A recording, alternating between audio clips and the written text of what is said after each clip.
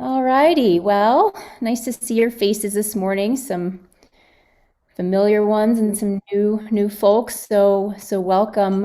If we haven't met already, my name is Shannon Elliott, and I'm the manager of our In Sync network for support group leaders here at PMD Alliance. And I've got Becky with me here today. If she can wave, there she is. And Good Becky is morning. helping out. Yeah, she's helping out with all things tech. So she's going to be helping me with the back end of things. So thanks to Becky. And as we still have some folks joining in, if you have the capability, it might be a little bit easier on if you're on a regular computer or a laptop. But what I'd love you to do is to change your name. Okay, so if you're in gallery view, where we can see everyone's faces, we're all the same size, like Hollywood squares. You're going to take your mouse, you're going to hover over your own face, your own box, and in the top right corner of your box is an ellipsis menu. And if you click on those three dots, you'll see something called rename. And if we rename ourselves as our first name and where we're located, that'll help us to get to know each other, remember where we all are. So I'm going to say Shannon in Santa Fe. If anyone has any issues with that, you're also able to do that from the participants menu. If you scroll over your Zoom window and at the bottom, your toolbox pops up, participant shows up, and you can click on that. On the right-hand side of your screen, you'll be able to find your own name. Go to the More menu, and the little drop down, you can find Rename there. So let's see if we can all put our first names and where we're located as we get started. It's going to be a little bit different on an iPad or an iPhone. So you can let us Well, know if you there need you go. help. I have a All question. right. Yes, a question. Hi, Judy. Am I in the right meeting? This is the support group leaders meeting. Okay, because it came up weird and it kept, yeah, okay. I just wanted to be sure. I thought You join so many of our programs, Judy, you just don't know like where you are sometimes. it took me about 3 minutes to get in. It kept opening all these different screens. And so I just wanted to make sure I didn't get, That's interesting. Yeah, sometimes Zoom has all these updates and you just never know what it's going to be like that particular day when you log in. So I'm glad you made it. Welcome, welcome. Looks like some people are still filing in. So I'm going to go ahead and get started. I am going to share my screen and we can get moving here. So, okay, hopefully we can see my PowerPoint there, Becky. Okay, great. So, welcome to our virtual roundtable for support group leaders. We had our last roundtable in late July, if you can believe it. It's time is just flying. It's just so bizarre with these COVID, days that it's just everything runs together. But I just wanted to let you know that we're going to be having roundtables on a regular basis. So we're planning to do about once a month. So hopefully that will be helpful for you as we continue to figure out these strange times and what we're going to be doing with our support groups, how we can support one another. So we are referring to this roundtable as a support group for support group leaders.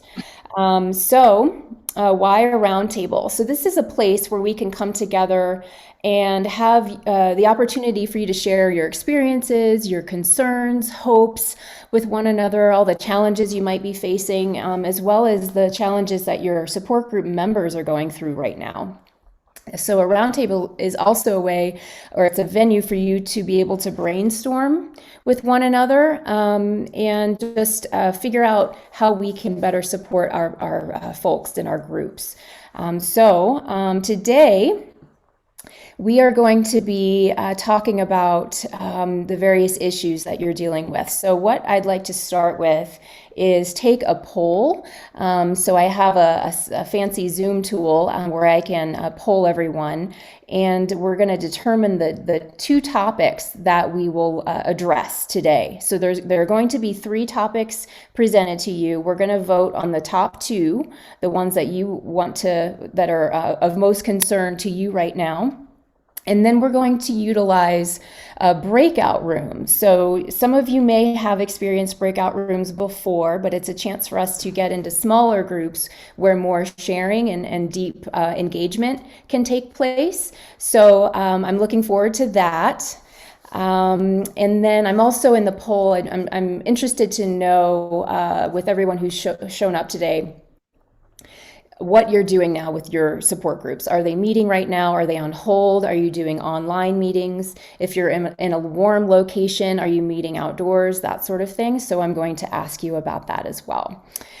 Okay, so I will explain the breakout room process a little bit more in detail once we get to it. But we are going to get into each of you will be in two different breakout rooms, excuse me. We'll have a breakout room for one question. We'll come back and do share backs with each other for the whole main group, and then we'll do a second breakout. And so it'll be a different group of people. That way you'll get to know more of your colleagues here on the call. So as we begin collaboration agreements, this is something I like to just level set before we get started, and it points out some of the expectations that we all agree upon so that it's a very respectful and productive session. So this is something that you can potentially do with your support groups if you're online with them, just as reminders of expectations. So most of you are muted right now. We want you to be able to unmute yourselves when you'd like to speak, but as we know, background noise can get in the way sometimes, so just to be aware of that and mute your mic when necessary. Just a reminder to listen intently to one another and to build on each other's ideas by saying yes, and I have this idea, and build on top. So we're going to be keeping an eye on the time because an hour and a half is going to fly by. So just being aware of how long we share back. I'm going to have time limits for you when you're in your breakout rooms, about 2.5 minutes of sharing each, that sort of thing. So just being aware of that. And then please be patient with technology, as sometimes things go crazy. And so just to be patient with Becky and myself as we continue to learn all about Zoom. I'd also like to invite you to grab some pen and paper as we begin, just in case you might be a leader of one of your small breakout rooms, and we're going to be doing share backs with the main group. So if you have paper next to you, you'll be able to keep notes as we go. Okay, so I am going to start our poll.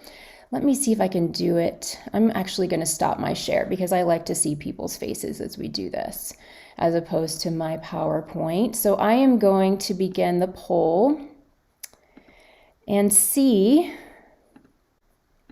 what we'd like to discuss today. So I'm going to launch the poll for us. And Becky, can you let me know if you can see it? Okay, great. All right. Yep, we can see it. Awesome. So we've got two questions here. The first question is, please choose your top 2 picks for topics to discuss in today's virtual roundtable. So this is a multiple choice. So there are 3 questions here, and I'd like you to pick your top 2, okay? So what is something you have learned in the last few months that could help other support group leaders? So it's basically sharing tips and tricks and let's see, is this cut off? And best practices, it's supposed to say. I don't know if you can see that or not. We can see it. Okay, great. It's cut off on my screen. Interesting. The second is, what is the primary challenge you are currently facing as a support group leader right now? And then the third option is, what are the topics or NeuroLife Online programs or trainings that you as support group leaders would like to take on in the coming months? Or maybe we have our NLO programs that happen almost once a day. So if we aren't touching on some of the subjects that are important to you or your support group members, we can have a little brainstorming session with one another. And then I can get that information back to our programs team so we can make sure and get the programming that you're interested in. So that is the first question. And then the second question is fairly self-explanatory. Is your support group currently meeting online? And so yes or no, and the various options are there. So go ahead and continue to fill out our poll here. It looks like about half of us have voted. If anyone is having issues, please go ahead and unmute yourself. Let us know. Oops, excuse me. Gotta love that. Okay. And if you have issues with your poll not scrolling, you have to make sure and have your mouse over the actual poll window, and then you'll be able to scroll. And so you can continue on down to see more questions. Is everyone, looks like, yeah, we have almost everybody answering, and it looks like it's almost a dead heat here with the first question. I'm not sure what we're gonna come out with as a winner, as two winners over the three. It looks like the second option, the primary challenge, seems to be the most popular. And then, yeah, slightly behind that is tips, tricks, and best practices. So we've just got about 4 more people. If we can go ahead and wrap up our poll. And then it looks like 68% of you are online, meeting online right now. That's great. And just to let you know, we are continuing to do some more support group leaders trainings on Mondays. So next Monday, I'm going to go back to square one with basic Zoom training for support group leaders. The following week, November 9th, I'm going to be doing a special session on how to use breakout rooms. So if you're interested in that, that's on November 9th. Okie dokie. So it looks like I can't even believe it that the first choice and the third choice are exactly the same. I don't even know how we are going to make that decision.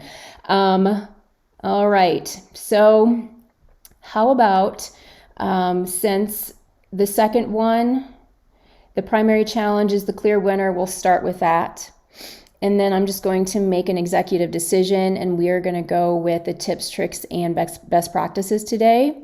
We'll save the third topic for another roundtable. We'll be doing another roundtable in November. But good to know that all three were good choices here. So thank you for participating there. I'm going to go ahead and end my poll now. And I'll share the results with you just so you can see. I don't know if you are able to. Becky, can you actually tell me what you're able to see? Yep. So we can see percentages. So for as people are voting. Yep. So 54% there. Mm-hmm. Okay, and then great. The primary challenge 65% and so on. Okay, good. Sometimes I just don't know as a host, and if you are currently hosting your support group leaders, or I'm sorry, your support group meetings online, sometimes you don't know what other people are seeing. So I just like to ask, so I can know for the future. All right, so I'm going to stop sharing my poll, and I'm going to go back to sharing my PowerPoint. And let's see, how are we doing? We good with that? All right, so breakout rooms, we do this because it facilitates more sharing, deeper engagement for your group members, but also for us. You know, as we model this, what we're going to do is get into groups of 5 or 6 people. I'll have to see how many end up showing up today, and Zoom can randomly select from the entire group. And so it's like breakout room roulette. You just don't know who's going to be in your group. It's kind of fun and exciting. And from there, you're going to automatically be sent to your group So you don't actually have to click a button, which makes it very easy. Once you get to your group, if you could designate a leader of your small group, and then that person will help to facilitate the sharing. They're going to be taking notes of any common themes or significant insights that come up with any of your small group members there. And then they're going to report back to the larger group. Okay, so you'll need to designate a leader. During the session, each person will share her or his thoughts in about 2.5 minutes. It goes super fast, so just keep an eye on the time, and I'll also give you little reminders. You'll see them come up on your screen when 2.5 minutes has passed. What I'm going to do now is copy the first question, and I'm going to place it in the chat so that everyone can remember what the question is once you go to your small groups. So hopefully that's showing up for everyone. Okay, and so total groups will have about 15 minutes to brainstorm. You'll get a 30-second warning before coming back to the main room, and just so you know, that happens automatically as well. You can choose to come back a little early, or Zoom is going to force you to come back, so don't get caught off guard with that. You might be in the middle of a sentence, but it'll just cut you right off and bring you back to the group. So don't be surprised. And then we'll do the share backs. So the leaders of each group will share back to the whole group. And that's how we're going to learn from each other. And I'll be taking notes, and you'll be able to see that happening on the screen. Okay, so I'm going to stop sharing. And I'm going to begin with my breakout room facilitation here. So again, in 2 weeks, I'm going to explain this whole process for those of you who are interested. But I have the ability to do this on the back end. And so I'm going to have 5 to 6 people per room. So I'm going to create these breakout rooms, and then Becky, let's see, that looks good. Okay. So Becky, I know you haven't done this before, so you can stay with me in the main room, so you will not join, all right? Oh, you guys are going to miss out. All right, I'm going to open all rooms. You'll be your small group. Go ahead and pick a leader, and then we'll start our sharing. Okay, so we'll see you in about 15 minutes, and we'll do our share backs. All right, have fun, everybody.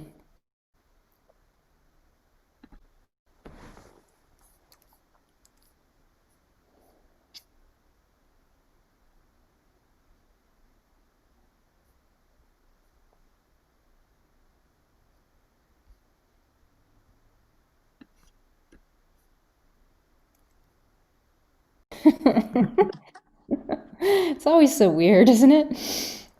Okay, so I am going to share my screen again so I can show that I'm you all my note taking as I go through each group, and we can start to keep track because I'm sure we're going to see a lot of common themes coming out. So our question, of course, was, what is the primary challenge you're facing as a support group leader right now? So I am going to start with breakout room number 1, and we had some people adding on to the meeting as we were in the middle of the breakout room, so I was trying to send them to different places, and so some groups have more than others. Breakout room number 1 looks like there are 7 people. Isabel, can you please unmute yourself and let us know who was the leader of your group, who will be reporting back? Yeah, our leader was Carol. Carol, is it Rochelle?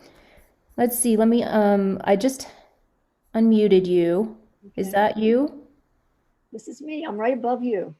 Excellent. Yes, you're at the very bottom of my screen because I'm Okay. sharing. So we all have different views, so it's makes it a little complicated. But I did see you in my little line of pictures. So what I'm going to do is go to my note-taking space over here. And could you just report back and I can start to keep notes? Well, it seemed like the most prevalent challenge was increasing attendance on Zoom. And We okay, want to have many more people in our in-person groups than in our Zoom meetings. got it. Okay. Did anyone talk about what's working for them as far as the attendance on Zoom? If they are, Isabel has decided they're going to do fun things to try and attract people. And one of the things they do is send cookies. How many cookies do you send? I didn't ask you that. Oh, Isabel can't talk, can she? Yeah, at the moment we are at 60 cookies. We found somebody who does a blue heart with hearts for Parkinson's, and we will send them out. And now it got bigger and bigger. We actually sent out little care packages with some masks and hand sanitizer, and then we ask them to participate on a certain day in our cookie and coffee. And this gives them a little bit more the feeling they should try it out and see what we do. Yeah. that's brilliant. It's That's a like great your, idea. yeah, your snacks that you would have at an in-person, and so you're figuring out a way to make that homey, kind of friendly, visiting feeling. So good job on that. That's really fun. And it's also great for restaurants. If you really have somebody who donates a little money to you to support a local restaurant, to get some little lunchbox for $5, they even deliver them for free, since they are happy for every business. It's another idea. Huh. Yeah, they're great ideas. Excellent. Good. Was there anything else that came out of your discussion as far as the challenges, anything like that? Well, some people are not online, which is a challenge. Some people don't even have reception, very good reception. Say in Idaho, was it AD? Was that who was in Idaho? They don't have reception, or they're not computer savvy. Okay. Have no They reception. don't like meeting on, and the people that are sometimes just don't want to be on screen. That was Okay. another thing that that was said, that some people don't like to be Like they're on the screen. They're self-conscious. they're shy, self-conscious. Okay. Yes, I think especially for newbies, people who aren't used to it. I think a lot of us have had maybe more experience, and as time goes on, more and more Zoom meetings, and so we just get used to it. It starts to become part of life, doesn't it? So I think it's just for those newbies who are experiencing it for the first time. So good. Okay, rural areas that have no internet. We actually discussed that in a recent regional NSYNC workshop that I led for Parkinson's Nebraska last week. And, we talked about various potential solutions for that, including providing hotspots, which hotspots are cell service oriented, but it can help folks get access to the internet. And there could even be like writing grants for that if you emphasize the telemed aspect. So that was something that was brought up, hotspots for reception or for internet. Great. Okay, well, thank you, Carol. And thank you to group number 1. And I'm going to move to the second breakout room. If we could have, let's see, Dave O, I believe. Can you unmute yourself, Dave, and let us know who is your small group leader? I believe Chelsea is going to speak first. Excellent. Chelsea, if you could unmute yourself, please. What did you find in your groups? We had a couple of similar answers, that people had a little bit of apathy about joining. Even if they had the technology, and then some people, of course, aren't tech savvy. Okay. Any ideas on for those who are having issues just figuring out Zoom? Anything come up as solutions, Chelsea? Yeah, reaching out to people individually to kind of find out what their needs are. Is it that they can't or don't want to? Someone had a real good suggestion, I believe it was Ken, about possibly adding it to occupational therapy to help train those that want.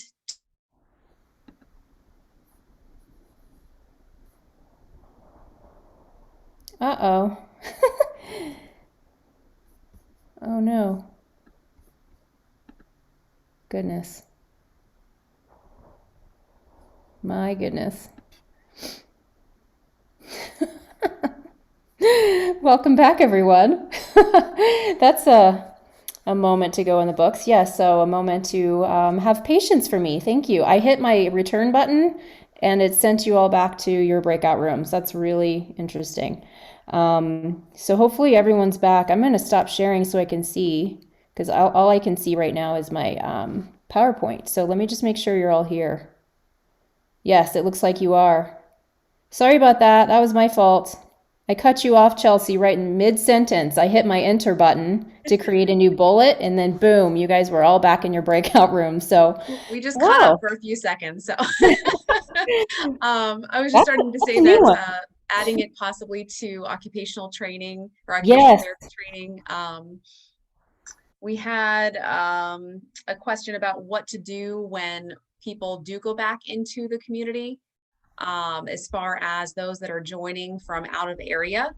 And then a possible solution, I think some of us are planning on keeping partial virtual groups, having a virtual option continue for those that want to and can, and then also having the community groups when we can safely do them, resume in person in a safe manner, if it's outside or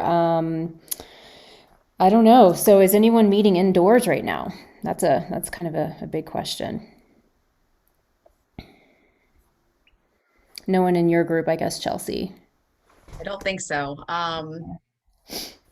One's on Zoom right now. The other kind of tips and tricks part of it for some of us, having education and kind of a spotlight on education has been a good way to attract people. And then marketing. Certainly with Zoom, we can get folks that aren't necessarily in our little local area. We can go outside of that, which has been helpful. Okay, more marketing. Good. Excellent. You guys have a lot of solutions, so thank you for that. That's always helpful, isn't it? Good. Okay, anything else of note before we move to the next group? I don't think so. Okay. We just also were talking about if people could add, if they have a website, it might be helpful to continue collaboration. If we can put that in the chat, if that would be okay. Absolutely. Yes. And this is maybe a little premature, but our idea at PMD Alliance is to have a forum, a place where everyone can keep in touch with one another. That's not Facebook kind of thing. So it would be a private group on a particular application that I'm not that familiar with yet. But anyway, that is in the works. I just wanted to let you know that in the short term here, if you all want to keep in touch with one another, why don't I do this? If everybody registered for this workshop, I have your information in the system, and I can send everyone a follow-up email with screenshots of what I'm taking notes on today. I can also ask, do you want to be included on a contact sheet? Would that work? Would that be similar? And maybe, yeah, okay. So I'll do that after today, if anyone wants to remain in touch with one another outside of our Zoom meeting today. Okay, great. Thank you so much, Chelsea. Moving on to breakout room number 3, may I ask Joyce from Lincoln, can you please let us know who is your leader? He's from California. What's his name? Is it Don maybe, or JB? Don. Dawn Purdue? Yes. Cool. Okay, Dawn, go ahead and unmute yourself. I can't see you right now.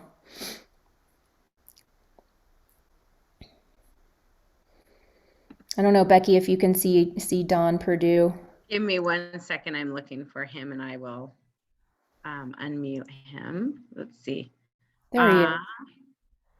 Unmute. Got it. There you are.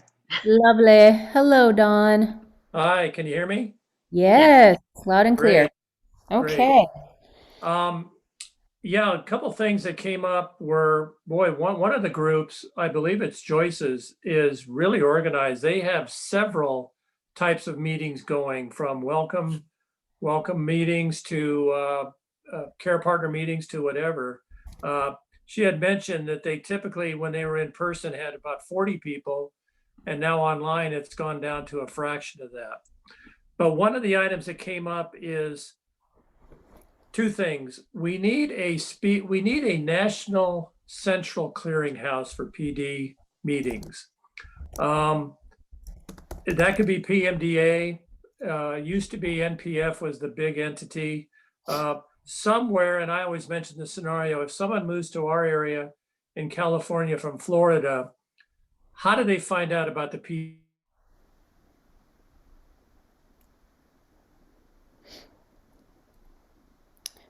Dawn, are you with us? He froze. Yeah, it looks like you froze. We'll give him a second here. Yeah, he might catch up here. There he is. You're back, Dawn. You just froze for a minute. Okay, I don't know. I don't know where I left off, but I think awareness, the word marketing was mentioned, but I think awareness, like we always feel our group is the best group in the universe, and we want people to be aware of it. How do they become aware of it? How do they find out? Mostly it's word of mouth. Sometimes a neurologist will mention us, but someone relocating here from another part of the country, how do they find out about a support group, a neurologist, whatever the resources are? There should be, and maybe PMDA is the candidate for this, a central clearinghouse. Hey, Becky or Sarah or whatever, I'm moving to California. What can you tell me about what's available in Orange County? That type of thing. The other one is a clearinghouse for speakers, national speakers. We have some great speakers here in Orange County that we draw on, whether it's neurologists. We have the Orange County pharmacist, who is just amazing, the stuff that he knows about meds and that type of thing. So I think that's it, is awareness. How do they find out that you have the best support group around and an excellent resource for me to, I'm brand new to the area. Where do I go? That type Great. of thing. Well, on that note, before you move forward, PMD Alliance actually does have a listing, very comprehensive listing of support groups, as well as exercise and wellness groups on our website. So we are, as you can imagine, it's a huge thing we have gathered the information, but keeping it relevant and up to date and current is difficult. So we rely on support group leaders checking our website, checking that listing and resource, and then updating us. So you can send that information to me if it's incorrect. We also have the third challenge of, because we're not meeting in person right now, we're not necessarily updating everything with Zoom links and things like that for online meetings. But if group leaders' names and contact information are correct, then at least people can contact them via email or call them and then learn about any online meetings happening during COVID. So we do have that. Shannon, the basic question is, how do you know about a PMDA if you don't know about a PMDA? It's It true. always gets down to that. How do I find, if I go online, where are you on the list of sites? Are you at the top, the bottom, at all, whatever? Parkinson's disease. What We're comes up? working on that. So that is actually a website technology issue. And the websites have to be functioned so that, or built so that those keywords are at the top. And Google is probably the director of what is at the top or not. So anyway, That's the answer, is that it depends on the website and how well the website's been developed and built. Thank you for who made that comment. I can't see who you are right Yeah, now. I don't see. You're hidden. You're just hidden in the behind the screen share from me. But thank you for that. And yes, we are doing our best on our end to get that. All of the I don't even know those techie words. But how to get us at the top of the search list and such. So really great points. Yes. Anything else major before we move forward to the next group, Dawn? That's it. Thanks for the opportunity to do this, by the way. Of course, of course. Hopefully this is helpful, and then doing it once a month would be a good idea for everyone. So thanks, Don. Sure. All right, moving to breakout room number 4. If I could please have, let's see, Lauren from Mission Viejo, PD Buzz, right? Yep. Yes, I don't see you yet, but I will find you. Can you hear me? I can hear you. Okay. We had a lot of the same themes that some of the other people had. We've got technology issues, and one of the big things was numbers being down.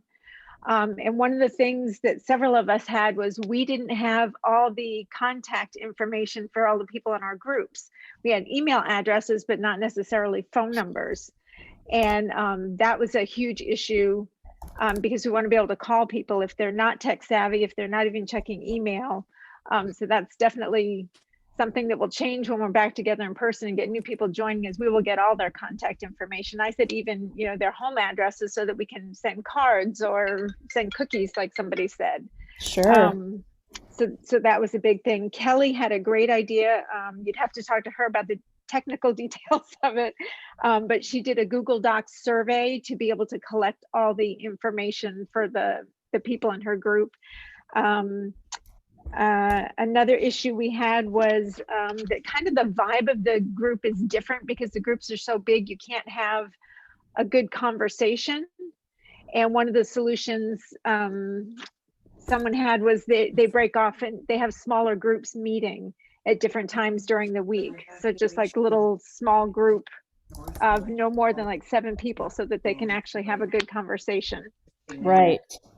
Would that include breakout rooms there, Lauren, or is that just separate? No, it wasn't breakout rooms. It was just smaller groups that were getting together to meet different times, not separate from the regular support group meetings. So different times during the week, smaller groups would get together to chat and talk. Got it. Which I thought was a great idea. Social isolation came up a lot, and that a lot of the talk in the groups is COVID, and we need to bring back maybe some normal things that we would chat about. What are you watching on Netflix? What's going on? Just the normal side of life that we need to start bringing that back in a little bit. We had a couple of people that are starting new groups, so I think that's great. Great. Anyone who's new interested to learn about Zoom, Zoom basics will be next Monday with me, same time. That's kind of about it. A little bit on the marketing thing. We have a site, PD Buzz in Orange County, and we are trying to keep it up to date with all the Zoom links, all the support groups that are going on, and we've really worked on the SEO to try and get it up there. So if people, especially if you're diagnosed right now during the time of COVID, it's got to be so isolating. So if people are, searching online, they can find the site and they can find all the support groups in the area. So we're working really hard on trying to get that going here and keep it going and keep it current so that people know what's going on since they're stuck at home. You do great with that, Lauren. So thank you for what you bring to the community in that regard, gathering those resources. I think that was about it for our group. Excellent. Wonderful. Thank you, Lauren. All right, we have one more group and it's dwindling. It's down to 3 people. So hopefully someone can share either, how about Kathy from Nebraska. Can you unmute yourself, please, and let us know who your leader was, or if you wouldn't mind? Judy was our leader. Oh, great. Judy is actually still here. Thanks, Kathy. Judy, is it Judy Mayo? Yes. Hi there. Can you hear us? Yeah. Are you Okay. ready? Yeah. Yes, I am ready. My typing fingers. Here we go. Had a lot of the same issues. A lot of talk about dwindling attendance. In my group, I'm the support. I'm the facilitator for our DBS support group, deep brain stimulation, and our attendance has dropped way down. We used to have 30 to 40 at every meeting, sometimes 50, and we're down to 10 to 15. I think I have some ideas about it, but that was one of the issues that was discussed. And let's see, the same thing, the rural problems, not having internet, not good cell phones. Debbie from Israel was saying that all the other groups are staying high in attendance, dancing, speech therapy, exercise, but the support group had not. So they weren't for sure why. They said they think they need more personal support, more contact. And she was also saying that we need to emphasize self-growth for the caretakers, the caregivers. We had one different problem come up. Donald from Palm Springs is the facilitator for Parkinson's caregivers and also Alzheimer's caregivers. And he said that most of his members are in the later stages of the disease and they're very hard to encourage.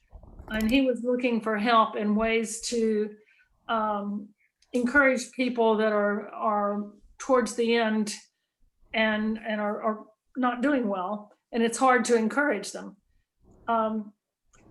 He said the best he can do is listen. And we talked about reading a book, which others, Debbie, actually from Israel, said that they actually read a book together and find a focal point to discuss in the book. A lot of it dealing with self-growth and difficult times. So Judy, the book group thing, is it PD focused or is it otherwise focused? And then you talk about human elements. Well, Debbie was saying that her folks are mainly, that it's mainly a religious group. They're, and that it's faith-based. Faith-based, I see, yes.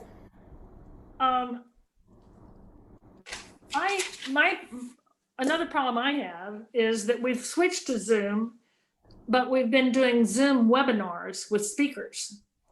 And it's wonderful for education. We have some really good speakers, but it's no good at all if nobody comes.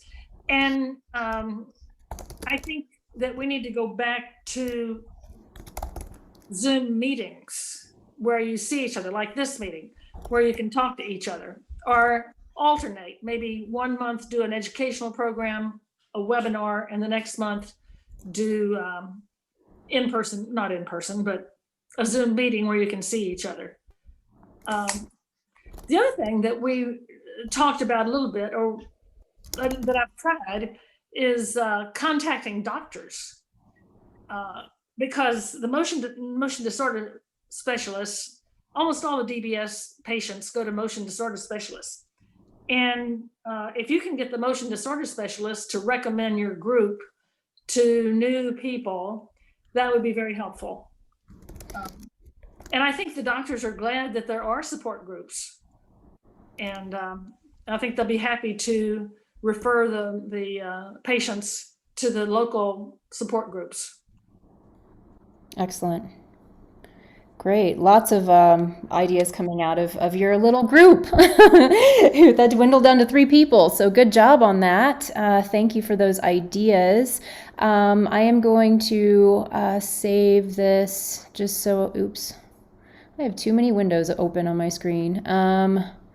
Okay, so I'm going to stop my share. I just want to look at your faces for a second and see how we want to proceed. So we only have 20 minutes left, so it goes super fast, doesn't it? Would we like to do a really fast, rapid fire second breakout room with, a minute of sharing per person and come back and do the same thing? Or should we continue with discussing what we have here with challenges and solutions? So if we have those two as options, I can see most of you who have your videos going. We can use our numbers. So if we want a number 1 for let's go ahead and do another breakout room with a different topic, or number 2, let's stick on this topic. So if you could show me your fingers. See, mostly 2s. So it looks like we want to maybe get more in depth with what we have brought up for the day, is what I'm seeing from most people. So with that, I am going to share my screen again because I think it's the best way for us to, as if we're looking at the same blackboard or whiteboard together, and we can continue to brainstorm. So I'm going to share my screen again, and then we can continue on with challenges and solutions. Okay. So after seeing all of this and some of the commonalities that we're experiencing, shall we go back to this big one here, increasing attendance on Zoom? So we've talked a little bit about that. In last week's regional Nebraska workshop that I held, we talked a little bit about this and the need to keep in touch with our members who aren't online. So if we have rural folks, we have people who are just reluctant to be on their computers, or maybe they don't even have one. And then even Lauren mentioned, we don't even have phone numbers for some of these folks. So I just wanted to bring up the idea of phone trees, of keeping in touch with people, even if they don't have email or Zoom. So can anyone speak to this as far as successes that they've had with those who aren't online, but you've been able to keep in touch with them during this really isolating time? Does anyone want to unmute yourself? Any ideas specifically? Judy. Yeah, when we first stopped meeting in person, which our last personal meeting was February, at that point, I had a really good personal relationship with all our members, and we had a person from we had a technical support person who came to all the meetings, and we could answer their questions. We could actually do stuff together, like with DBS, you have a remote control and people needed to learn how to use it, that kind of stuff. You cannot do that remotely very well. And so I decided to call everybody. Well, I'm a busy person and that takes a lot of time. And I called about 40 people and I just ran out of time. So maybe a phone tree, as you just mentioned, because I can burn out too. Yes. And I figured it's better for me not to try to call everybody, even though they love it. They want to talk to you. They enjoy the conversation. They enjoy getting back to our personal relationship, but it's very time consuming. So Absolutely. I can't really suggest that. Yes, you can't do it all alone. And that's why you need to recruit some folks from your group, perhaps, your co-leaders, or even those who are a little bit more outgoing. I know Becky, who I work with, she'd love to just make phone calls all day. She loves people. She loves to talk. And so finding those folks, maybe you could send an email out to those who are on your email list and say, is anyone willing to make 5 phone calls this month? And just start to put together a list of people you can ask to take on part of your group member list and divvy it up, but then keep it going. It shouldn't just happen once, right? Because this isn't going away anytime soon. So how often does that need to happen? Is it once a week? Is it once a month? And you can have that discussion with your group members, but just to make sure those people aren't left in the dark, right? And feeling like they have no one to talk to. So yes, phone trees are great for that. Anyone else have any solutions as far as staying in touch with folks or increasing attendance? We talked about marketing a little bit. Anyone have any great ideas about that? And I can't see you all. So Becky, if you see someone raising their hand, unmuting themselves, please let me know. I'll let you know. I haven't seen anyone yet, and I can't see everyone, but I can see most of you. So I'm going to go ahead and stop sharing. Oh, I think, let's see. Judy, did you have one more thing to say? Did. The other thing that I think is helpful is to thank people for coming. And so I've been sending out a follow-up email to those that actually came to the meeting and thanking them for coming. And also our webinar type meetings are recorded. So I give them the link to listen to the meeting again, or to give it to their family or whoever. So that might help. Great point. Well, it's just a follow-up, right? It's just another form of staying in touch with someone, and it's reiterating, and it's positive reinforcement and making people feel good, right? Feel connected and like they belong and they're not alone. So that's just one more tactic for that. That's awesome. I think Davo, did you have something you wanted to say? Yeah, I was going to say, in our little breakout group, Chelsea had a good suggestion. She said she mentioned having a series of topics, so that I could have a continuing series from week to week for 3 or 4 weeks. That kind of gets people interested in a particular topic. Of course, the topic's got to be good and so forth, but something like a series might help to get people to come back. I could see that. It works for Netflix. Right? Exactly. Something that builds on what happened before. So it's not just, each week it's an introduction level to one topic, then you move on to an introduction level of another topic. Maybe it's getting more in depth. And that's sort of what I would love to try to do with this group. Our roundtables is each time, dig deeper. And you can help me with that. So on that, I feel like you can go to your group members. What are you interested in learning about? Poll them, kind of like I wanted to poll you, because it's Shannon. It's their group. Yes. Is that Kelly? Yes, ma'am. Hi, Kelly. Hi. Facebook is an awesome tool. A lot of people use Facebook. I mean, that's everything we do is on Facebook, just about. But we have found that we have like Wacky Wednesdays.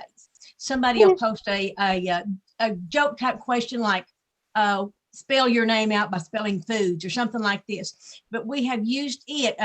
Different people do different things on different days, like share a pet day, show a picture of your pet, share your craft, something like this. But it's not hard to build your sport group's Facebook page. And some people will use it, some people will not. But it will help get rid of that isolation factor. Now, when you do this, do a couple of things. If they're in rural areas, the little things called GIFs, anything video slows the link down, and the people in rural areas have trouble getting it. So we taught our girls real quick, don't use them, we'll delete them. And so if anybody needs help, there again, email me. But Facebook is a resource. Do not forget it this time.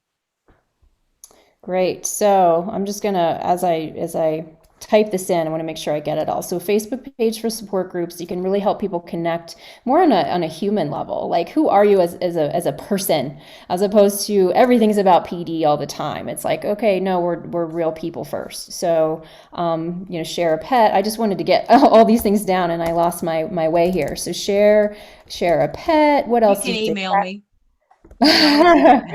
Okay, Wacky Wednesday, that kind of thing. So like theme days for people to post. That's fun. And then gifts, they're too like information heavy, I think. I don't know the right term for that. I'm not a techie person, but I know that it's like a video, so it slows the streaming down. Bandwidth. Bandwidth, thank you. Yes. Okay, great. Thank you for that. Very fun, Kelly.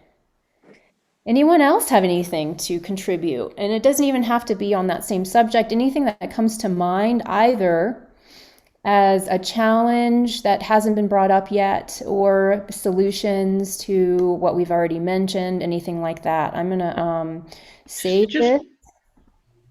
Just one observation. I'm with the group in Green Valley that has gone to a lot of the smaller groups. We've broken down into women's groups and men's groups and caregivers groups and things like that. We found that, and there's been a lot of discussion here about the webinars and guest speakers. A lot of our groups have gone away from that because what we find during the COVID with the isolation, and we've mentioned it, several people have mentioned it here, is the level of personal contact that's missing. That was always available there in the support groups. And that there's a raft of various associations and things where you can attend webinars and you can get the information you need, but you're not getting the support, the one-on-one support that you get in a support group.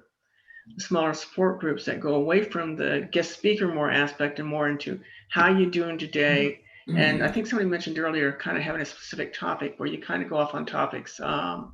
We're doing, our next topic is, what do you say to the bad things? What do you say when somebody says something utterly stupid to you? Like Parkinson's, you can't die from Parkinson's, or, well, you look well today. So our next group is going to support on how do we learn, nobody teaches us what to say back to things like that. You just can't say something like you're stupid. So our next support group meeting is, that's what we're going to deal with. The next one after that is, do you have any good ideas for a Thanksgiving or Christmas dinner that I don't have to cook or go out for, or tricks of the trade to help release the stress for Parkinson's related and caregivers on how to reduce the stress. So we're kind of making it more of a topical, but still a one-on-one. And actually the smaller groups are nicer because people can actually sit and talk with each other and not have to just sit and stare at faces on a screen. 1 point from us. Thanks.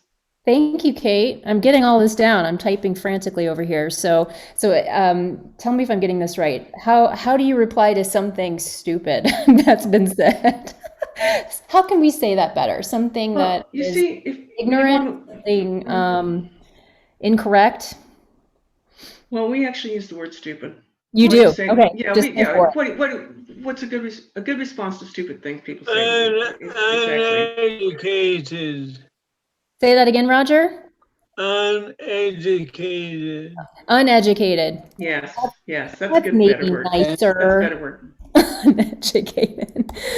Perfect. I'm getting that down. And then like tips about what did you say? Holidays. It was like dealing with stress during the holidays. Tips about dealing with nightmares, the Parkinson's nightmares. What do you do when you wake up in the middle of the night because somebody was just attacking you? How do you calm down? Just very basic. How do you calm down? How do you do things? But what's your solution? What have you found that maybe I can incorporate it in?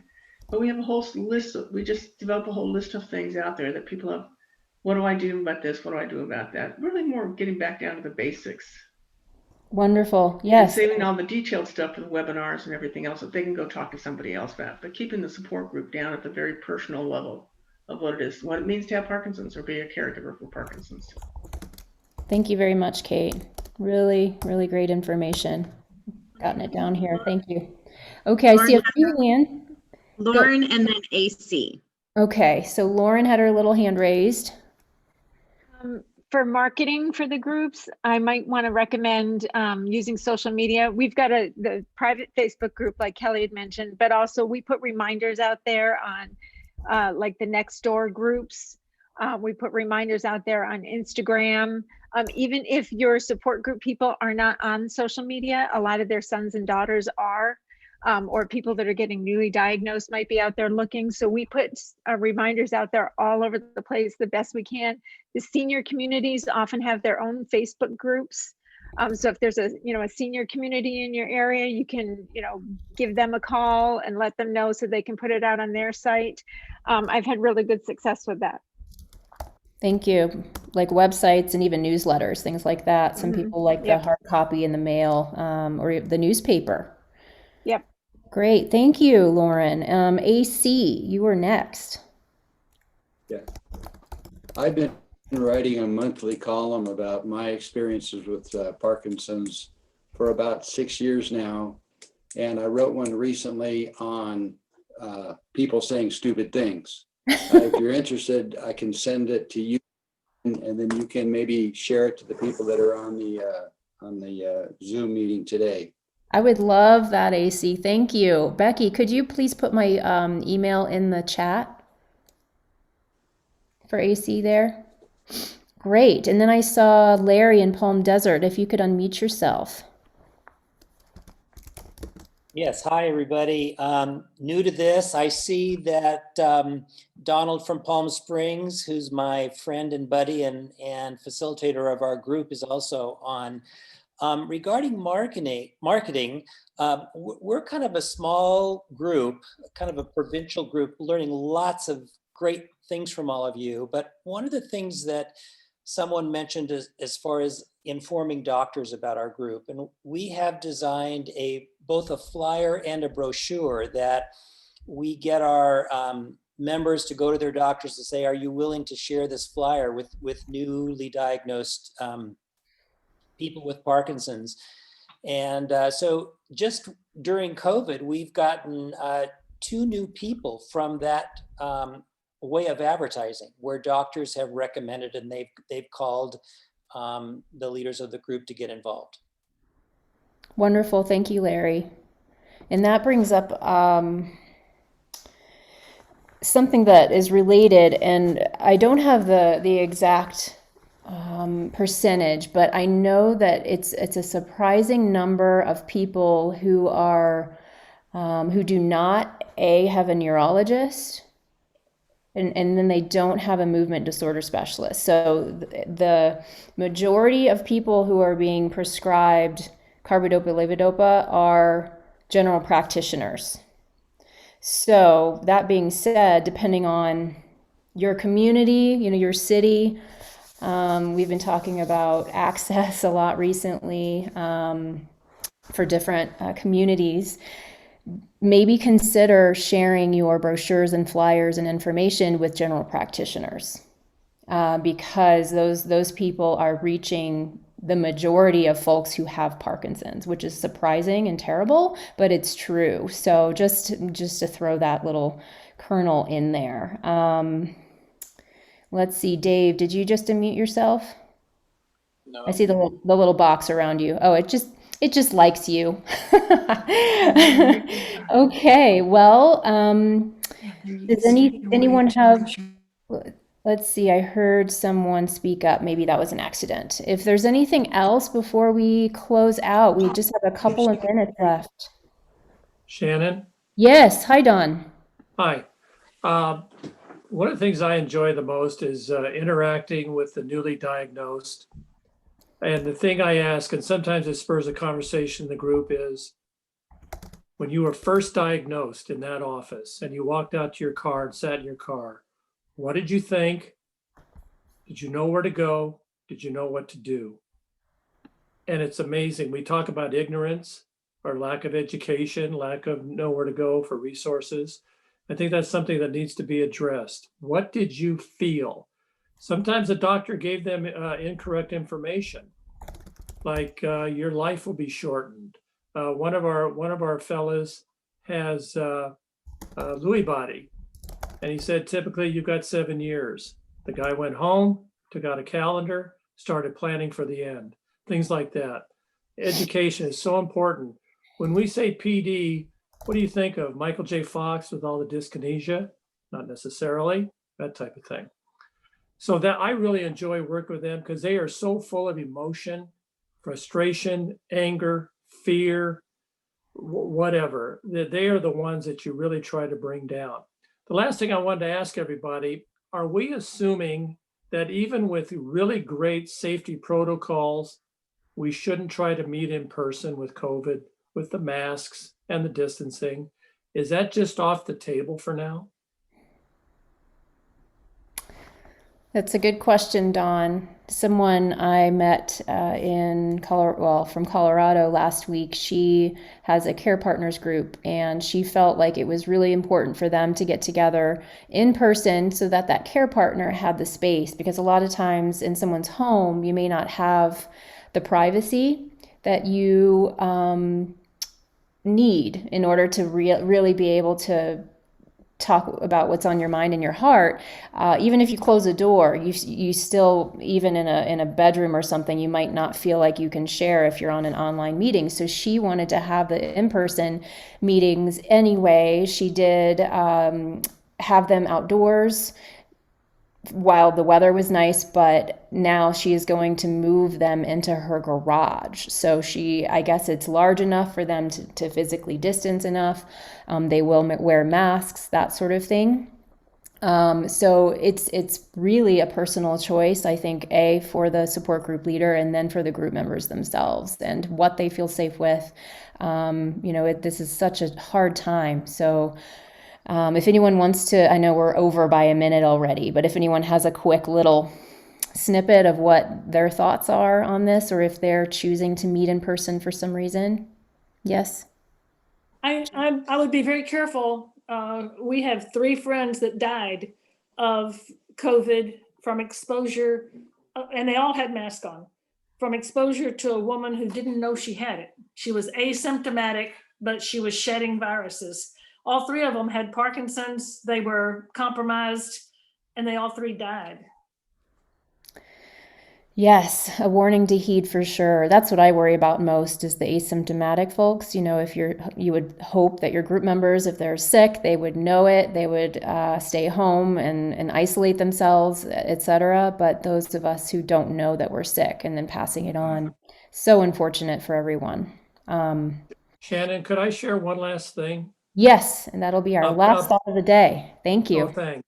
A personal challenge as a leader. My late wife had PD/PSP for about 12, 14 years. I find myself in the meeting trying to be careful not to sound cavalier as someone without PD and just say, well, pull yourself up, join this, do that, be strong, whatever. I'm waiting for the day when somebody says to me, Don, it's easy for you to say. And I have to keep that in mind as I'm leading the meeting, to try to be as empathetic, as relate to them as much as I can, again, without sounding cavalier. Well, just do this and just do that. It's easy for a non-PD person to be spouting that. And I have to really, really work on that as a leader. So that's a good point. Yes. Sensitivity, awareness, empathy, all of those things, very important. Okay, everyone. Wow, that flew by and we only got to one question. Amazing. Well, it lets me know how this could potentially work in the future. How are we feeling about once a month meetings? Would that be helpful to you? Is it too often? No? Okay, so once a month, great. Our next one is scheduled for, let me peek. Next roundtable will be on November 16th. I haven't put it online yet. I will soon, and you can register for that. But yes, once a month, it's a deal. And don't forget about our other trainings coming up. I think that's about it from my end. I will collect all of this information. I'll get AC's info as well. I'm trying to remember if there's anything else I was going to share today. Oh yes, I was going to ask if any of you all want to be included on a contact sheet. What do we think? I'm thinking name and email address, because we're all here, we must have email. And so as opposed to giving phone numbers, does that sound okay? And then I will be asking for you to then respond to me saying, yes, I want to be included. So I will not include you unless you are telling me so. Does that sound okay to everyone? I assume if we're getting the emails now, we're already on the list. Yes, I will only send this email to those who registered for this event, not to my entire support group leader list. Okay. About how many attendees did you have today, Shannon? It fluctuated. I think it was in the low 30s. I had Okay. 55 who registered, so not everybody showed up today. But that's just the nature of Zoom these days. But I'm so glad that you all came. Thank you for all you do for your communities and for being motivated and inspired to talk to one another, help each other, and then hopefully get some advice yourself. So thank you all. Thanks, PMD. I'll be in touch. Okay. Thanks, Shannon, everyone. Yes, would you mind staying on with Kelly and I really quick?